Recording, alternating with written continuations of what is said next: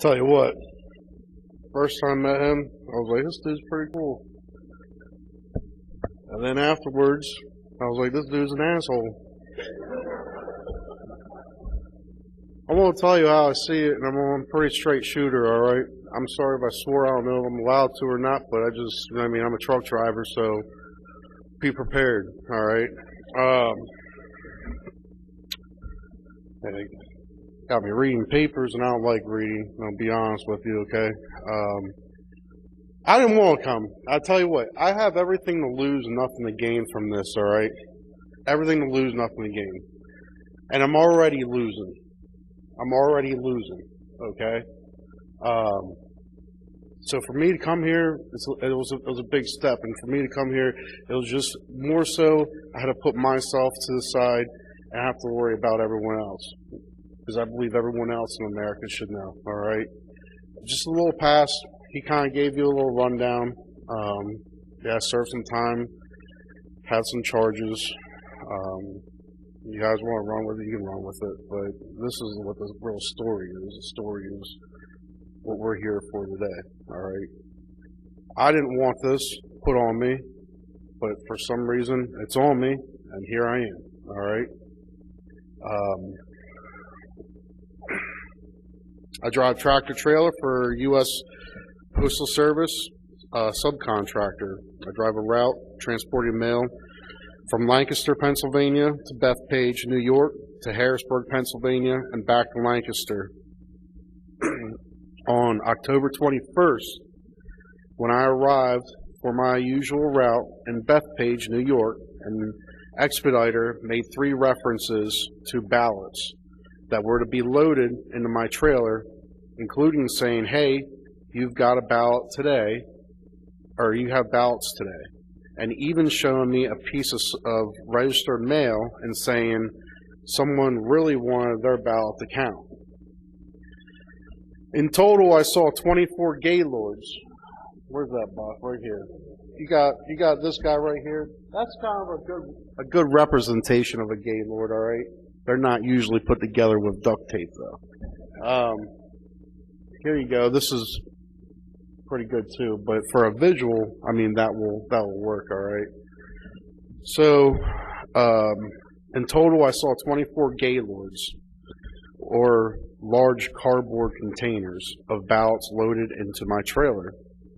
These gaylords contain plastic trays, I call them totes, but trays will work, of ballots stacked on top of each other. All the envelopes were the same size. I could see the envelopes had handwritten addresses, return addresses, and I could even tell that one was marked registered mail. That one was off to the side, all right? They were complete ballots. I didn't think much of it at the time. At Bethpage, I was first loaded with 2 tall gaylords. So picture that thing there, or this little representation here, but this tall, all right?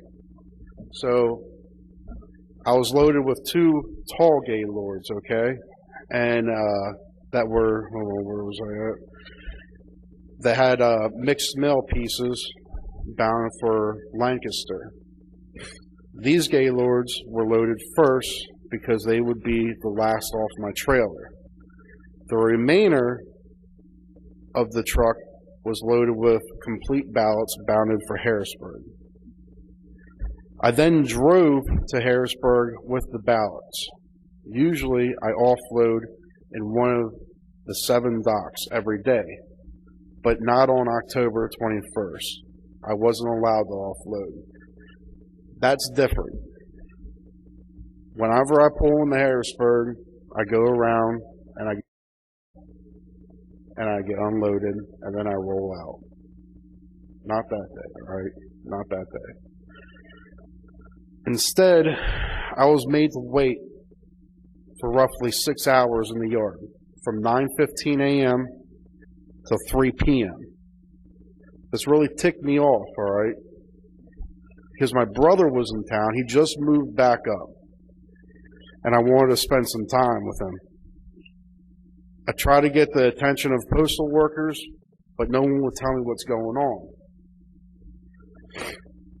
All of this was weird.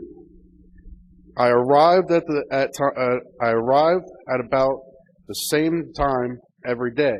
The expediter scans all my seals and barcodes, and they unload me. But for the first time, but from the time I first arrived in Harrisburg from Bethpage, everything got weird. None of that happened. After waiting 6 hours, I went inside to figure out what's going on. I was told to wait for the transportation supervisor. This was also weird. 16 months I've been doing this. I haven't ever talked to the transportation supervisor for the United States Postal Service.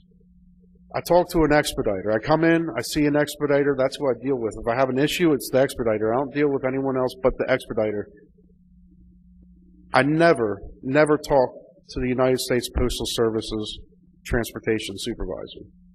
Let's make that clear. I have my own transportation supervisor for the company that I work for. He's the one that gives me the details. He's the one that I listen to. I don't listen to this guy. He's the guy that would contact my boss if he needs something ran different. There's one health food that's a complete lie, and this food is marketed and advertised. I've never spoken with this transportation supervisor from the United States Postal Service. They don't speak to people like me. He's a top guy. He's the kind of guy that would speak to my boss, not a trucker like me. The supervisor told me to drive to Lancaster without being unloaded in Harrisburg. This made no sense to me.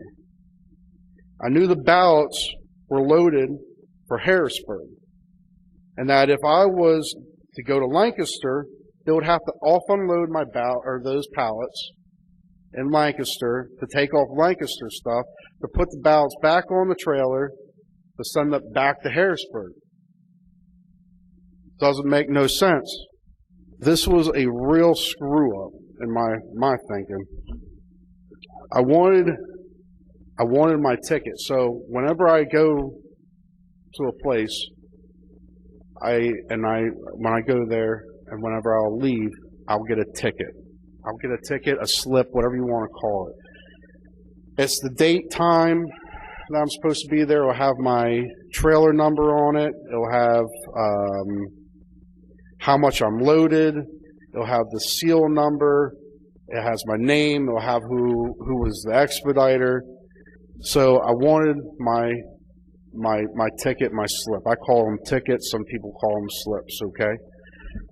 And then because I was there for 6 hours, I wanted my late slip too, because I wanted to be paid for sitting in that yard for 6 hours. So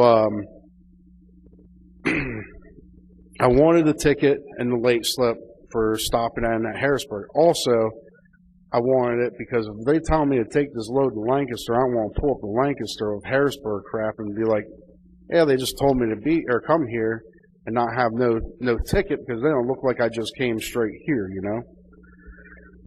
Just to prove that I was there.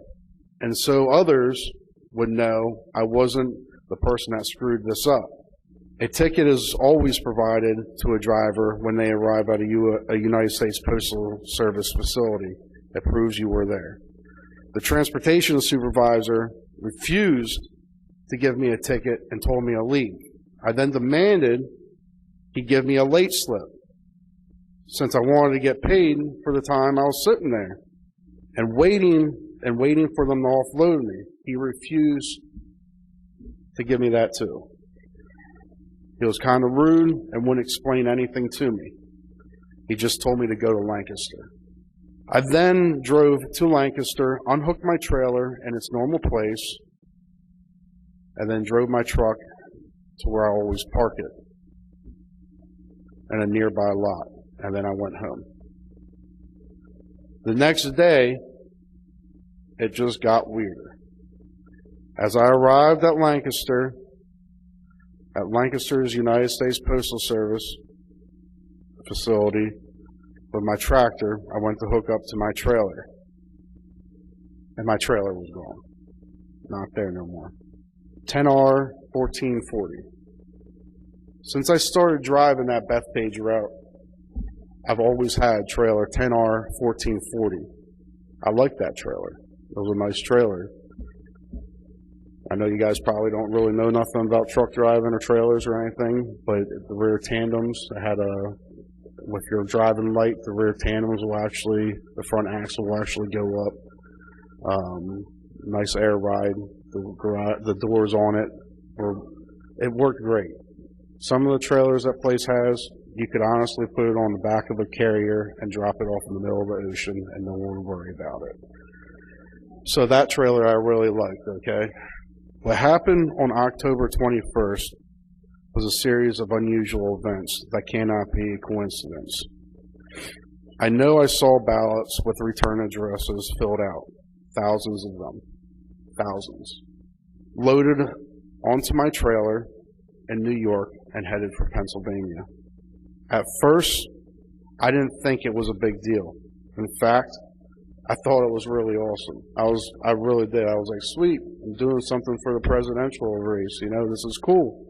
But as things became weirder, I got to thinking and wondered why I was driving complete ballots from New York to Pennsylvania.